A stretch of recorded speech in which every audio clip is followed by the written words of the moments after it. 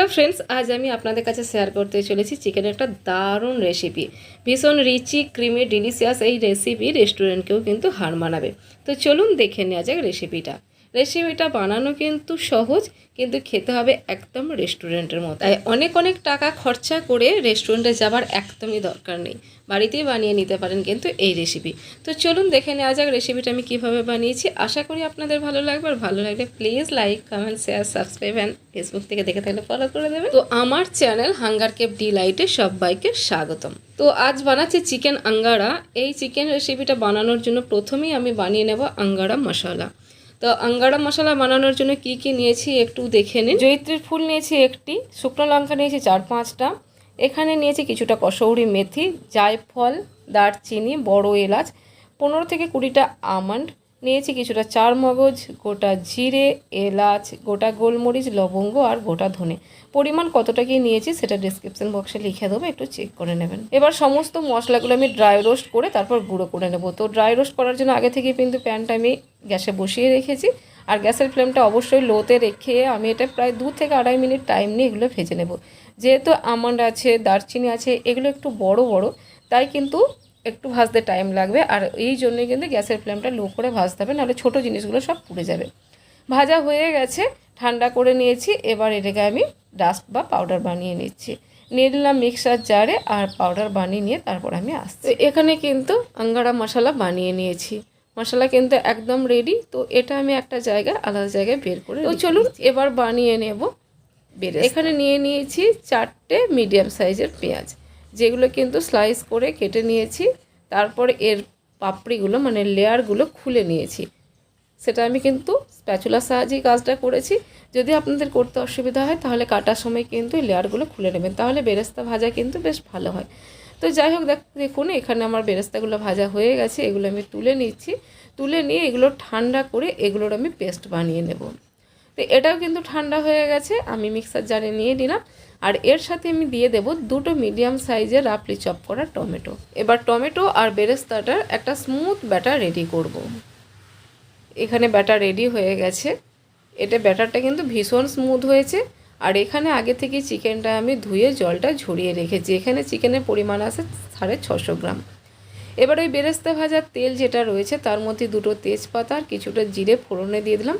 তারপর এর মধ্যে দিয়ে দিলাম 1 টিস্পুন রসুন বাটা। রসুন বাটাটা দিয়ে ভালো করে কষিয়ে নেওয়ার পর এখানে দিয়ে দিলাম 1/2 টিস্পুন আদা বাটা।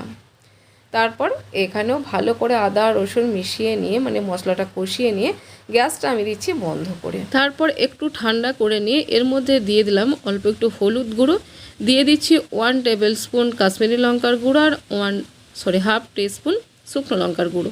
এবার ভালো করে মশলার সাথে মিশিয়ে নিলাম। এইভাবে যদি কাশ্মীরি লঙ্কা তেলের সাথে মেশানো হয় কালারটা কিন্তু দারুণ আসে। আর এখানে চিকেনটা আমি এরপর অ্যাড করে দিচ্ছি। চিকেনটা দিয়ে খুব ভালো করে এর সাথে মেশাবো।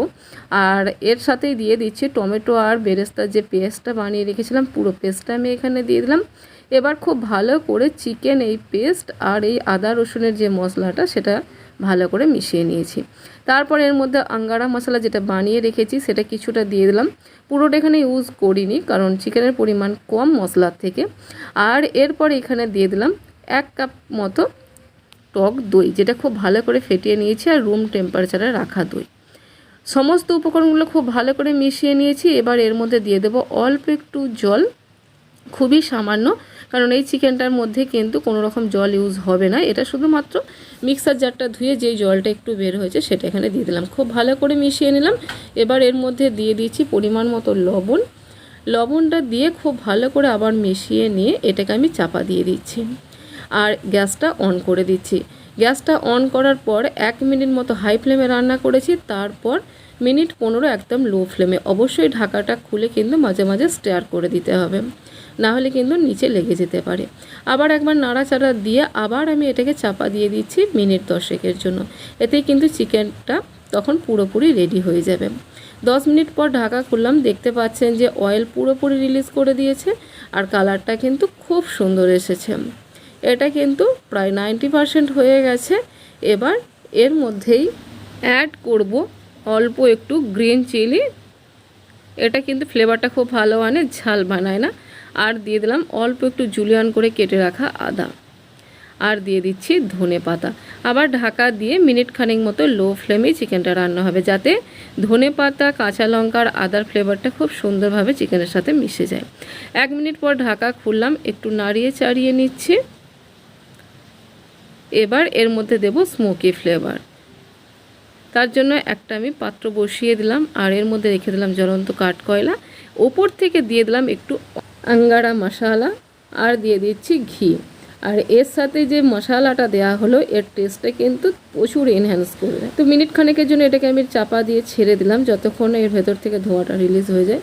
ধোঁয়াটা রিলিজ হয়ে গেছে, ঢাকা খুললাম, এটা কিন্তু পুরোপুরি রেডি।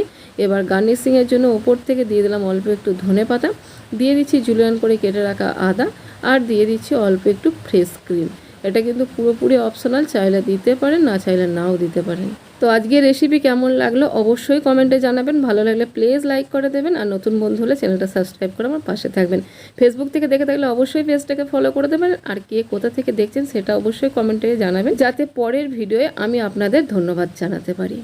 তো আজকের মতো বিদায় নিচ্ছি, আবার দেখা হবে নেক্সট রেসিপিতে। ততক্ষণের জন্য সবাই ভালো থাকবেন, সুস্থ থাকবেন, সাবধানে থাকবেন। টাটা।